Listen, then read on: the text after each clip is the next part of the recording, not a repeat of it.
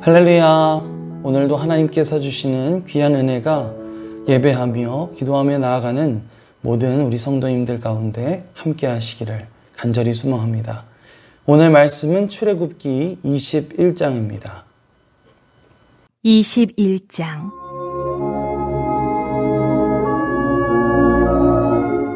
내가 백성 앞에 세울 법규는 이러하니라. 내가 히브리 종을 사면 그는 6해 동안 섬길 것이요 7째 해에는 몸값을 물지 않고 나가 자유인이 될 것이며, 만일 그가 단신으로 왔으면 단신으로 나갈 것이요 장가 들었으면 그의 아내도 그와 함께 나가려니와, 만일 상전이 그에게 아내를 주어 그의 아내가 아들이나 딸을 낳았으면 그의 아내와 그의 자식들은 상전에게 속할 것이요 그는 단신으로 나갈 것이로되, 만일 종이 분명히 말하기를 내가 상전과 내 처자를 사랑하니 나가서 자유인이 되지 않겠노라 하면, 상전이 그를 데리고 재판장에게로 갈 것이요 또 그를 문이나 문설주 앞으로 데리고 가서 그것에다가 송곳으로 그의 귀를 뚫을 것이라. 그는 종신토록 그 상전을 섬기리라. 사람이 자기의 딸을 여종으로 팔았으면 그는 남종같이 나오지 못할지며, 만일 상전이 그를 기뻐하지 아니하여 상관하지 아니하면 그를 속량하게 할 것이나, 상전이 그 여자를 속인 것이 되었으니 외국인에게는 팔지 못할 것이요 만일 그를 자기 아들에게 주기로 하였으면 그를 딸같이 대우할 것이요 만일 상전이 다른 여자에게 장가들지라도 그 여자의 음식과 의복과 동침하는 것은 끊지 말 것이요 그가 이 3가지를 시행하지 아니하면 여자는 속전을 내지 않고 거저 나가게 할 것이니라.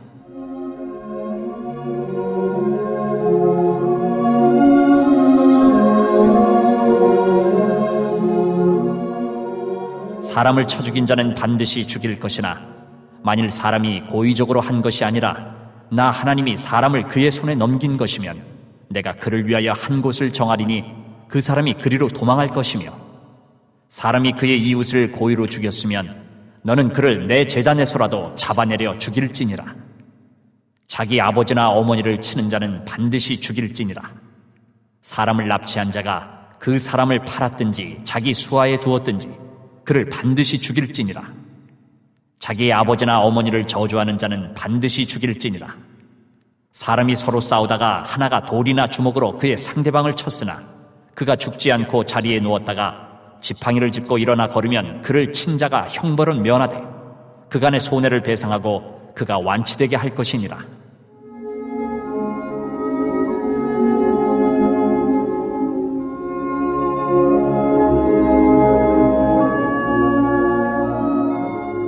사람이 매로 그 남종이나 여종을 쳐서 당장에 죽으면 반드시 형벌을 받으려니와, 그가 하루나 이틀을 연명하면 형벌을 면하리니 그는 상전의 재산임이라.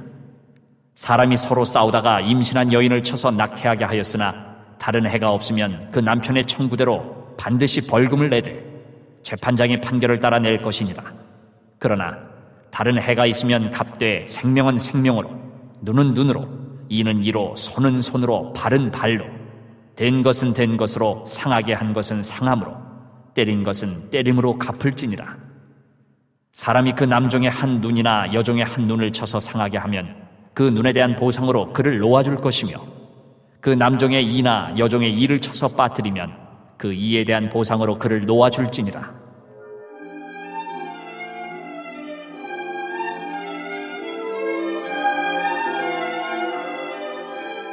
소가 남자나 여자를 받아서 죽이면 그 소는 반드시 돌로 쳐서 죽일 것이요 그 고기는 먹지 말 것이며, 임자는 형벌을 면하려니와, 소가 본래 받는 버릇이 있고 그 임자는 그로 말미암아 경고를 받았을 때 단속하지 아니하여 남녀를 막론하고 받아 죽이면 그 소는 돌로 쳐 죽일 것이고 임자도 죽일 것이며, 만일 그에게 속죄금을 부과하면 무릇 그 명령한 것을 생명의 대가로 낼 것이요 아들을 받든지 딸을 받든지 이 법규대로 그 임자에게 행할 것이며, 소가 만일 남종이나 여종을 받으면 소 임자가 은 30세겔을 그의 상전에게 줄 것이요 소는 돌로 쳐서 죽일지니라.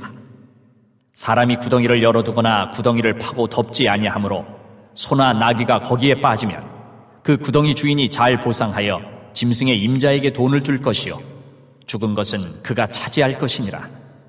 이 사람의 소가 저 사람의 소를 받아 죽이면 살아있는 소를 팔아 그 값을 반으로 나누고 또한 죽은 것도 반으로 나누려니와 그 소가 본래 받는 버릇이 있는 줄을 알고도 그 임자가 단속하지 아니하였으면 그는 서로 소를 갚을 것이요 죽은 것은 그가 차지할지니라.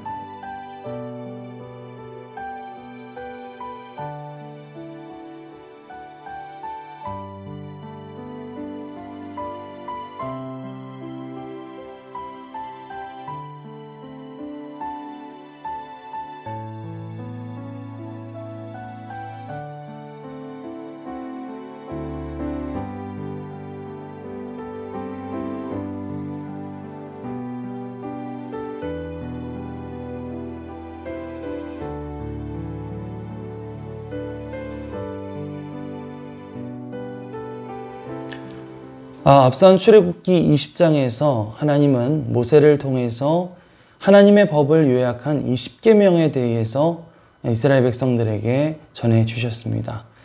그렇다면 이스라엘 백성들은 그 삶의 구체적인 상황 가운데서 이 계명들을 어떻게 지켜나가야 했을까요? 하나님은 오늘 말씀을 통해 이스라엘 백성들의 삶에 맞도록 그 세부적인 사례들을 이야기해 주고 계십니다.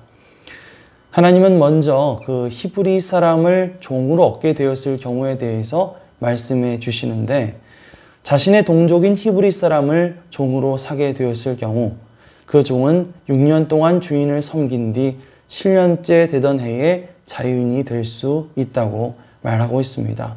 마치 6일 동안 일한 뒤에 7일째 쉬게 되었던 안식일처럼 종으로서의 삶도 6년이 되면 끝날 수 있도록 정해 주신 것이죠. 그리고 거기에는 어떠한 몸값에 대한 대가도 지불할 필요가 없었습니다.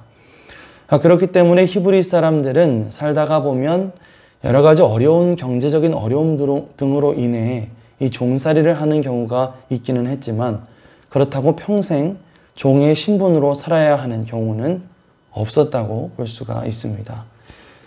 만일 종이 그 아내를 데리고 왔다고 한다면 그 아내도 동일하게 7년째 되던 해에 남편과 함께 자유를 얻을 수 있었고요. 다만 주인이 히브리 종에게 아내를 얻게 해주어서 자녀를 낳게 되었을 경우에는 조금 달랐습니다. 아내와 아이들은 종으로 남아 있어야만 했고, 남편만이 그 6년 뒤에 자유를 얻을 수가 있었죠. 그런데 만약에 이 남자 종이 아내와 아이들을 너무 사랑해서 계속해서 함께하기를 원했을 경우에는 그 귀를 송곳으로 뚫는 표시를 하고 계속해서 그 주인의 종으로 가족들과 함께 남아 있을 수 있다는 그런 법도 정해져 있었습니다. 7절 이하 말씀에서는 히브리 여종에 대한 규례도 나와 있습니다. 이 세 가지 규례가 나와 있는데, 제일 먼저 그 주인이 아내로 삼기 위해 여종을 들였을 경우, 그런데 그 여종이 마음에 들지 않을 경우에 그 주인은 그를 속량해 주어야 한다고 말하고 있죠. 개역개정 성경에서는 자세하게 나와 있지 않은데, 새번역 성경을 보면 8절 말씀에 그는 그 여자에게 몸값을 얹어서 그 여자의 아버지에게 되돌려 보내주어야 한다라는 그런 이야기를 하고 있습니다. 그리고 그 공동체에 속하지 않은 외국인에게 보내주어서는 안 된다라는 말도 하고 있죠. 또 그 주인이 여종을 자기 아들에게 주어 며느리로 주고자 한다면 그는 자기 집안의 며느리가 된 그녀를 종이 아닌 친딸처럼 여기고 소중히 여겨야 한다고 말하고 있습니다. 마지막으로 주인이 아내를 삼으려고 여종을 들였는데 또 다른 여인을 두 번째 아내로 맞아들이게 된 경우, 그는 첫 번째 아내였던 그 여종에 필요한 것들을 줄여서는 안 되고 그와 동침하는 것도 중단해서는 안 된다고 말하고 있습니다. 다시 말하면 여종이라 하더라도 한 사람의 인생으로서의 어떤 권리를 누릴 수 있어야 한다는 것을 말해주고 있는 것이죠. 사실 당시의 어떤 종 혹은 노예라고 하는 개념은 하나의 인격체라기보다는 어떤 물건에 불과하다는 그런 인식이 강했죠. 우리나라에서도 예전에 이 종이라고 하는 것은 주인이 그 목숨까지도 마음대로 좌지우지할 수 있는 그런 존재였습니다. 하물며 여성에 대한 인식은 더 좋지 않았을 그런 시대였죠. 그런데 하나님은 인간으로서 그들이 가지고 있는 어떤 기본적인 권리에 대해서 깊은 관심을 가지고 계셨던 것이고, 또 그들이 인간으로서의 존엄성을 잃지 않고 살아갈 수 있도록 최소한의 이러한 법적인 장치들을 마련해 놓고 계셨던 것을 볼 수가 있습니다. 그리스도인이라고 한다면 하나님께서 지으신 이 고귀한 창조물, 이 인간이 이 땅을 살아가면서 그러한 기본적인 권리와 자유를 누리며 살아가고 있는지 관심을 가져야 할 줄 믿습니다. 율법을 통해 나타난 인간을 향한 하나님의 깊은 관심과 사랑을 다시 한번 되새기면서 우리도 오늘날 우리 주변의 사람들을 향한 그 관심과 사랑의 마음을 다시 한번 점검할 수 있는 그런 저와 여러분들이 되시기를 간절히 소망합니다. 이어지는 12절 이하의 말씀에서는요, 각종 폭력과 폭행에 대한 규정을 다루고 있는데요. 첫 번째로는 이 사형에 처할 정도로 엄격한 규정에 대해서 말해주고 있습니다. 12절에서 14절 말씀을 함께 읽겠습니다. 사람을 쳐 죽인 자는 반드시 죽일 것이나 만일 사람이 고의적으로 한 것이 아니라 나 하나님이 사람을 그의 손에 넘긴 것이면 내가 그를 위하여 한 곳을 정하리니 그 사람이 그리로 도망할 것이며 사람이 그의 이웃을 고의로 죽였으면 너는 그를 내 제단에서라도 잡아내려 죽일지니라. 사람을 죽인 이 살인에 대해서는 고의적인 살인과 우발적인 살인 두 가지로 나누어서 규정하고 있습니다. 의도적으로 남을 살해한 경우, 이 경우는 그 사람은 사형에 처해야만 합니다. 그러나 실수로 이 예기치 못한 사고로 누구를 죽이게 되는 그런 경우도 있을 수 있겠죠. 그런 경우에도 그 사람은 반드시 죽어야만 할까요? 하나님은 그런 사람들을 위해서 도피성을 마련해서 그곳에서 목숨을 부지할 수 있도록 도와주셨습니다. 그러나 물론 누군가가 고의적으로 살인을 저지르고 난 뒤에 도피성으로 가서 하나님의 제단으로 도망하게 된다면 그는 처벌을 받아야만 한다고 그렇게 말씀하고 있죠. 이어서 15절에서 17절입니다. 자기 아버지나 어머니를 치는 자는 반드시 죽일지니라. 사람을 납치한 자가 그 사람을 팔았든지 자기 수하에 두었든지 그를 반드시 죽일지니라. 자기의 아버지나 어머니를 저주하는 자는 반드시 죽일지니라.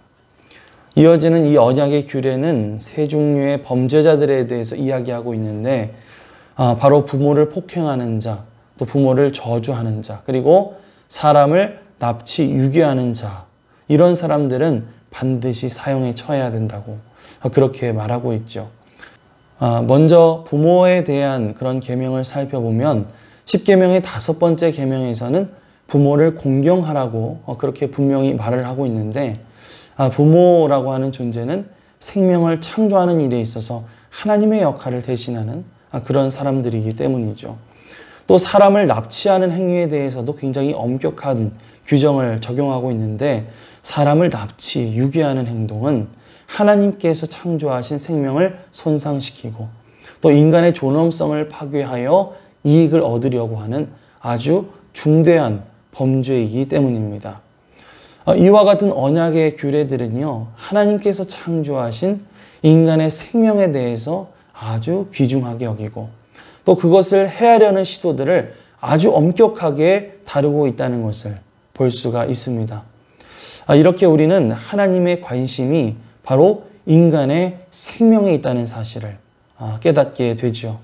하나님은 이렇게 우리의 생명에 관심이 너무나 많으시고 또 우리의 생명을 구하시기 위해 자신의 아들 예수 그리스도를 이 땅 가운데 보내주신 것입니다. 우리는 이 물질 만능주의 시대에 살아가고 있죠. 그러다 보니까 더 많은 이익을 얻기 위해서 누군가의 목숨, 누군가의 생명을 희생시키는 것에 대해서 개의치 않는 그런 시대를 살아가고 있는 것 같습니다. 그러나 이럴 때일수록 우리가 하나님을 믿는 사람들로서 생명, 이 하나님께서 창조하신 생명의 소중함을 다시 한번 되새기고 그것을 다시 한번 일깨울 수 있는 그런 저와 여러분들이 되시기를 간절히 소망합니다. 18절 이하의 말씀을 보시면 백성들 사이에서 나타나는 여러 가지 분쟁과 또 상해에 대한 이야기들을 다루고 있죠. 여러 가지 규정들이 있지만 시간 관계상 그것을 다 다루지는 못하고 그것을 간략하게 정리한 내용이 23절 이하에 나와 있는데 우리 23절에서 25절 말씀을 함께 살펴보도록 하겠습니다. 그러나 다른 해가 있으면 갑되 생명은 생명으로 눈은 눈으로 이는 이로 손은 손으로 발은 발로 된 것은 된 것으로 상하게 한 것을 상함으로 때린 것은 때림으로 갚을지니라. 네, 여기에서 말하고 있는 눈에는 눈, 이에는 이. 누군가가 받은 신체의 손상을 그대로 갚아주는 이 법을 다른 말로는 동해보복의 원칙이라고 말하기도 합니다. 사실 오늘날 우리 관점에서 봤을 때는 조금 무식하고 과한 방법처럼 느껴지기도 하죠. 하지만 오히려 이 법은 인간의 본성을 잘 파악하여 규정한 법이라고 말할 수가 있습니다. 사실 한 대 맞으면 막 2대, 3대 때려주고 싶은 것이 인간의 어떤 본성이기 때문에 그렇게 하지 말고 딱 당한 만큼만 되돌려 주어야 한다라고 하는 최소 보복의 원칙인 것이죠. 그런 관점에서 본다면 오히려 굉장히 합리적인 법이라고 말할 수도 있을 것입니다. 그러나 예수님께서는 모세의 이 율법을 조금 다르게 해석하십니다. 마태복음 5장 산상수훈 말씀을 통해서 예수님은 그 동해보복의 원칙의 법을 사랑과 용서의 법으로 승화시켜 주시죠. 마태복음 5장 38절에서 44절입니다. 또 눈은 눈으로 이는 이로 갚으라 하였다는 것을 너희가 들었으나 나는 너희에게 이르노니 악한 자를 대적하지 말라. 누구든지 내 오른편 뺨을 치거든 왼편도 돌려대며 또 너를 고발하여 속옷을 가지고자 하는 자에게 겉옷까지도 가지게 하며 또 누구든지 너로 억지로 오리를 가게 하거든 그 사람과 심리를 동행하고 내게 구하는 자에게 주며 내게 꾸고자 하는 자에게 거절하지 말라. 또 내 이웃을 사랑하고 내 원수를 미워하라 하였다는 것을 너희가 들었으나 나는 너희에게 이르노니 너희 원수를 사랑하며 너희를 박해하는 자를 위하여 기도하라. 아멘. 물론 당한 것과 똑같은 방법으로 되갚아 주는 것은 굉장히 합리적인 것처럼 보이지만 예수님은 그보다 더 큰 용서와 사랑을 베푸는 것이 바로 죄 지은 사람들로 하여금 그 죄를 돌이키게 하고 보복의 악순환을 막을 수 있다는 사실을 우리에게 가르쳐 주셨습니다. 따라서 우리는 그리스도인으로서 우리에게 잘못한 사람들을 대할 때에 미움과 분노가 아닌 사랑과 용서로 대할 수 있어야 합니다. 우리도 마찬가지로 하나님 앞에 크고 작은 죄를 지은 죄인임을 인식하면서 예수님의 마음으로 그들을 사랑하고 또 품어줄 때에 더 큰 변화의 역사가 일어나게 될 줄 믿습니다. 오늘도 우리의 삶 속에서 그러한 사랑의 역사를 경험하게 되는 저와 여러분들이 되시기를 간절히 소망합니다. 아멘. 합심 기도 제목을 함께 읽겠습니다. 하나님, 우리가 하나님이 주신 생명을 소중히 여기며 살아가게 하옵소서. 이 땅을 살아가고 있는 모든 생명들을 사랑하고 관심을 가지고 살리는 일에 힘쓰게 하옵소서. 어떤 상황에서도 하나님을 예배하고 섬기게 하시고 매일 1시간이도 온라인 연합속회 2021 여름사역에 하나님의 큰 역사가 있게 하옵소서.